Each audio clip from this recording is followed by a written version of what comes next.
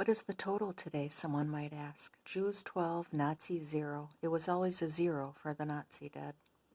As the winter of 1943 began, Goth's wrath intensified. I had been ordered to shovel snow with a group of men. With no winter clothes, I was so frozen I could hardly hold the shovel. Suddenly Goth showed up on a whim and demanded that the guards lash each of us 25 times with their savage leather whips. None of us could figure out the provocation, but that did not matter. As commandant, Goth could do whatever he wanted, with or without reason. He seemed to thrive on inflicting agony on the helpless. He watched the spectacle for a while, then decided the whippings were going too slow, so he had the guards set up long tables and lined us up in rows, 4 across. With 3 men, twice my age and stature, I went up to receive my punishment. Now, 7th graders, I want you to remember that this is a little boy and that this is true. It actually happened. And it's kind of hard to hear, listen to, and kind of hard to read, just as a warning. Here we go. I went up to receive my punishment. The whips had little ball bearings at the end, intensifying the pain and damage. We were ordered to count the lashes as we were whipped. If we were overcome by pain and missed a number, the guard started over at number 1. I leaned over the table and awaited the first lash. When it came, it felt like someone was cutting me open with a knife. 1, I cried out as the whip cracked. My instinctive reaction was to cover my backside before the next stroke could hit, so the second crack of the whip fell across my hands. 2, I managed to get out. 3, 4, although I was numb from the cold, the pain seared through me each time like being branded by a poker. 12, 13, 14. Would this torture never end? I knew I had to hold on or not falter, or it would start all over again. I knew I couldn't survive another round. After 25 blows, I staggered away, delirious with pain. Somehow I managed to stumble back with the others to our work detail. My backside throbbed. It was black and blue for months, and sitting was torture. Driven by pain and desolation, that evening I risked additional beatings or worse by sneaking over to my father's barracks. I simply had to see him and tell him what had happened. Before I could get the words out, I began to cry. Trying to hold it together, not yet 15 years old, I had finally cracked. I desperately needed his sympathy, but he offered none. He showed not a flicker of emotion when I arrived or when I finally blurted out my story. Instead, he remained silent, his face hardened and his jaw clenched. Perhaps what he felt was relief that no matter how bad it had been for me, I had survived Goth's brutality. Maybe his anger and sadness were so great that he feared breaking down if he tried to console me. Whatever he felt, he didn't share it. Forlorn, feeling totally abandoned, I returned to my barracks. As I lay on my shelf, I listened as the men reviewed the day's score. Jews 20, Nazis 0.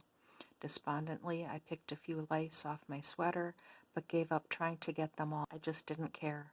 The lice crawled through my hair and my clothes as I finally drifted off to sleep.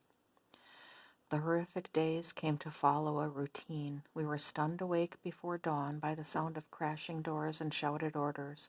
We assembled in groups according to our barracks numbers and were counted and recounted while short-tempered, cruel guards harassed us.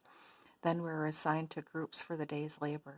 Sometimes we left camp to chop ice, shovel snow, or work on roads. We never got anything to eat until the workday ended.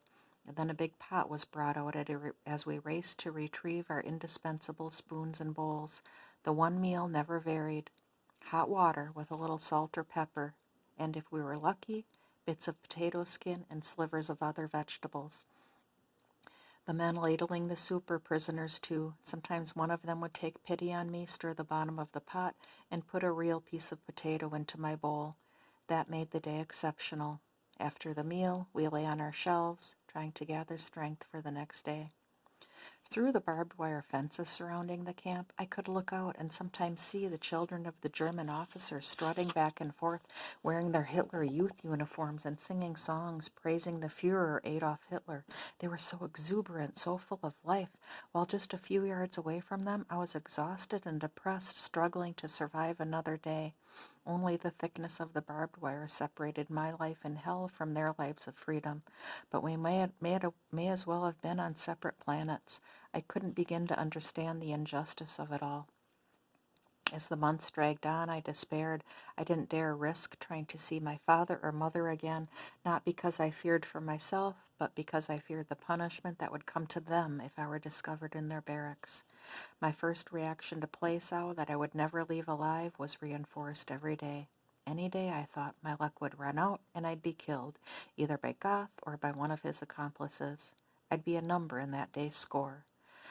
Goth was a stout man with an arrogant sneer and a bully's swagger. His chilling stare haunted me and filled not only my waking hours but my nightmares.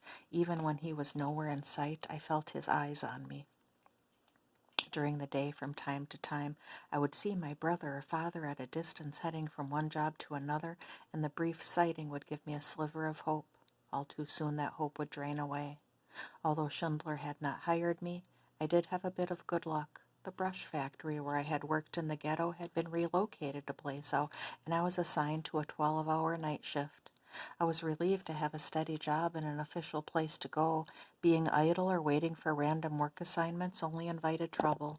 Working in the brush factory also meant I could be inside, where it was warmer, instead of outside chopping ice or shoveling snow. Yet the brush factory, too, had its horrors. One time, while I was at work, a guard singled me out. I'd been promoted from gluing on the bristles to fastening the wooden halves of the brush together with brads. It was meticulous and demanding work, but I had a knack for it. The guard watched me work and then pointed a gun at my head. "If the next brad is crooked, I'll shoot you," he said. I didn't pause or look up. I just and fastened the halves together with the brad. Cautiously, I moved the finished product toward him to inspect. It was straight. He walked away, and I continued working as if nothing had happened. Somehow, I don't know how, I had kept my aims under control. A few nights later, Amon Goth stomped into the factory with his two dogs, Ralph and Rolf, and a squad of his flunkies. Bored and probably drunk, he pulled his pistol out of the holster and shot our foreman. Simply shot him. At point-blank range, for absolutely no reason.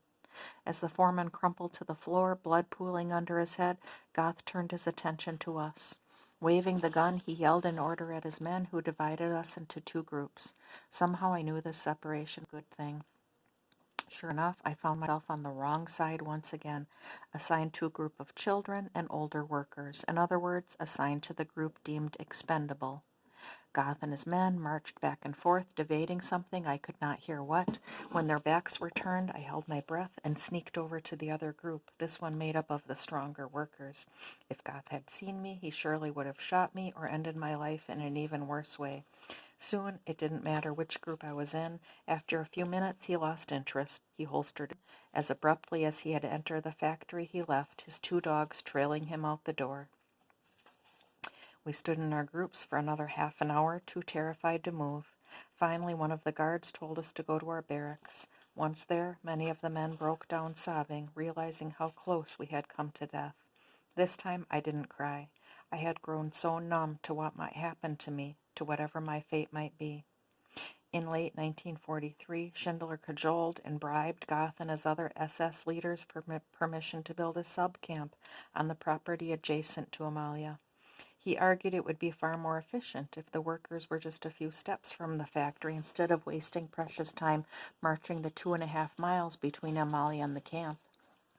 The hours lost in forming lines and walking back and forth between the factory and Plaisaw could be better spent producing goods and making a profit. The Schindler subcamp was built, and in the spring of 1944, my father and David moved there. I learned through the camp network that Pesa had also been assigned to a similar subcamp on the property of the electrical factory where she worked. My mother and I were alone once again, as we had been in the ghetto, but this was much worse, partly because I was separated from her, partly because this was such a terrible, dangerous place. I sank into deeper despair. When word passed through the camp that Schindler planned to add 30 Jews to his workforce, I didn't think anything about it. However, a few days later, I learned a list had been created, and my name was on it, along with my mother's. I couldn't believe it. It seemed too good to be true. After a year of trying, had my father finally succeeded in getting us into Schindler's factory?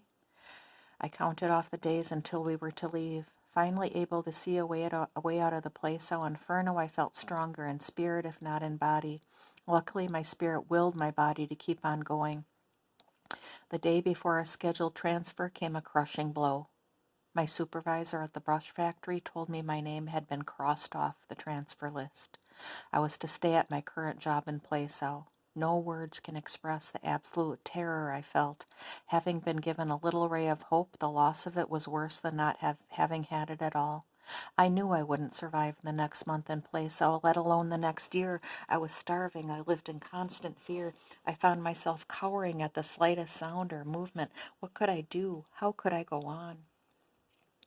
The day the new Schindler Jews were to leave for the subcamp, I sneaked away from my job at the brush factory to see my mother off. It was a miracle that nobody stopped me as I walked across the camp toward the gates where those who were going to the subcamp had assembled. I moved closer, telling myself I had to act.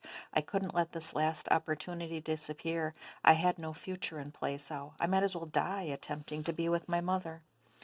My last few steps put me in front of a German officer in charge of the transfer. My eyes were on a level with his enormous belt buckle adorned with a large Nazi swastika. I'm sure this man was one of the ones who roamed the camp shooting people, either following Goth's orders or just for his own perverse entertainment. I gulped and made my case to him in German. I am on the list, I told him, but somebody crossed off my name. The man did not respond. In an effort to regain my case, I said, my mother's on the list. What gave me the audacity to speak to him as if he were a person capable of seeing reason, I'll never know. As if that wasn't enough, I added, my father and brother are already there. I couldn't have put my life at greater risk. I waited, agonizing second followed agonizing second, as the officer seemed to ponder what to do with me. I was lucky he thought at all and just didn't pull out his gun and shoot me, resolving in a second the dilemma presented to him by this little Jewish boy. He motioned for his assistant to bring over the list. I pointed to my crossed-out name. That's my name right there, I told him. The officer peered down at me, grunted, and signaled for me to join the group of workers leaving for Schindler's subcamp. For some mysterious reason, he responded as if he saw me as a regular human being who made a reasonable request. Did he take pity on me, a boy separated from his family? Did he see one of his own children in me? Was he simply being a bureaucrat who didn't like the fact that a name had been crossed off without his official permission? There was no way of knowing. People like him could do whatever they wanted, show mercy or its opposite. My legs quaking, I quickly made my way into the group and found my mother. She'd been standing near the front, staring straight ahead as commanded, completely unaware of what was causing the delay at the back of the group. She could hardly contain her joy as I quietly appeared beside her and slid my hand into hers. We had somehow managed to stand silently, scarcely breathing, not wanting to draw attention to ourselves. We waited for what seemed like an eternity until the gate opened. Finally, our group started to move, and I dared think my time in hell might at last be coming to an end. That's it for today, 7th graders. I'll start Chapter 8 tomorrow. Enjoy.